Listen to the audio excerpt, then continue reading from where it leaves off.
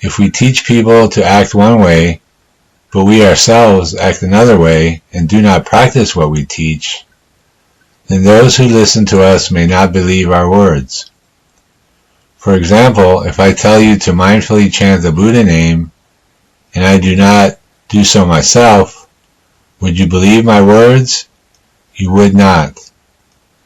One must practice what one teaches. This is show by example. One is not putting on a show. One understands the teachings and principles in the sutras and actually practices them fully.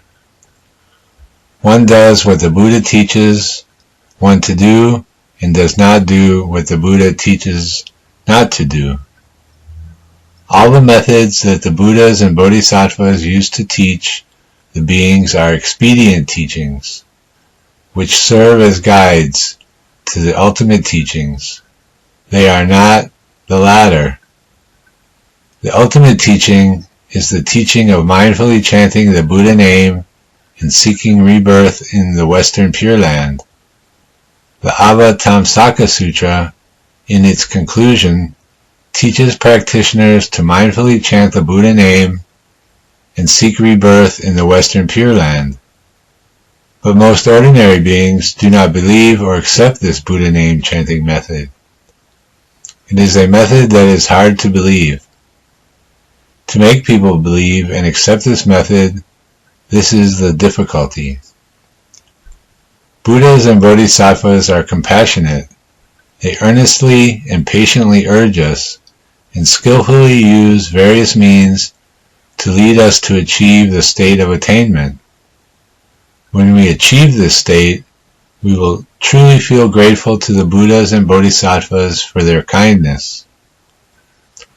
Only by practicing the Buddha name chanting method can we succeed in one lifetime. If we do not practice this method, we will only plant a few good roots in this lifetime and will continue to transmigrate within the 6 paths. Excerpt 25. They travel to all the Buddha lands. There is none that they like or dislike, and there is no thought of wanting or of not wanting. Neither do they have thoughts of others or of I, nor thoughts of dissatisfaction and enmity. The Bodhisattvas of the Western Pure Land go often to the Buddha lands in the 10 directions to teach and help all beings. Some Buddha lands are magnificently adorned with 7 jewels, but others are very polluted or unpleasant. When there is affinity, the Bodhisattvas will go there, whether a situation is favorable or not. Moreover, they do not like or dislike any situation. In other words, they travel around all the Buddha lands without feeling attachment or aversion. They do not give rise to any thought, discrimination, or attachment. When we go abroad to visit other countries, if we feel like or dislike, then our minds are polluted. We should cultivate meditative concentration and wisdom during the trips. When we see and understand everything clearly, we have wisdom. When we do not have any like or dislike, we have meditative concentration. Therefore, when we visit other countries, we should simultaneously cultivate meditative concentration and wisdom. Furthermore, in daily life, when we interact with people and engage in tasks, we should also cultivate meditative concentration and wisdom. For example, if someone tries to anger us, and we are able not to give rise to any thought, we are cultivating one mind undisturbed. The person who tries to anger us is a good teacher for us. Without him or her, how can we achieve the paramita of patience? These situations, someone says charming words to us, but we do not attach to the words, or someone tries to stir up trouble, but we feel no anger. help us to cultivate and attain meditative concentration and wisdom. One mind undisturbed and the Buddha name chanting samadhi taught in the Pure Land Buddhism are both attained in this way. If one's mind is perturbed by others gossiping or starting rumors about us, one should immediately feel remorse. I am wrong again.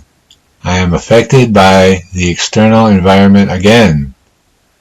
Daily, in every thought, stay awakened and do not be deluded when interacting with others and engaging in tasks. Any situation at any time is a good teacher for us. And there is no thought of wanting or of not wanting. It is erroneous to wish for something. When one wishes for something, suffering follows. When one gains something, something will be lost. Both are painful. It is also erroneous to have thoughts of not wishing for something, because one would reject all opportunities. Thoughts of wishing for something is seeking affinities. Thoughts of not wishing for something is also seeking affinities. Therefore, bodhisattvas practice the middle way. When they teach beings, they are according with conditions, not seeking affinities. Neither do they have thoughts of others or of I, nor thoughts of dissatisfaction and enmity. The thoughts of others and I are in the 4 marks taught in the Diamond Sutra: the mark of self, the mark of others, the mark of being, and the mark of lifespan. Dissatisfaction and enmity means that one bears resentment and hatred when others go against one's wish, and one forms attachment when they go along with one's wish. Therefore, we should be impartial to all people in any situation, whether they are good or bad. An impartial mind will lead to a pure mind. Attachment as well as dissatisfaction and enmity are wandering thoughts. When one is free of all wandering thoughts, all discriminations, and all attachments, one will attain a pure and impartial mind. When the mind is pure and impartial, one will definitely be awakened, not deluded.